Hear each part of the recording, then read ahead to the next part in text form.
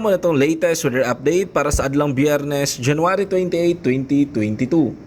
Ang atong gimonitor na low pressure area kagahapon hingpit nang nakagawa sa itong Philippine Area of Responsibility. Ug sa pagkakaroon, ang shoreline may nakapekto sa Northern Luzon ug ang easterlies may nakapekto sa nabiling bahin sa itong nasod.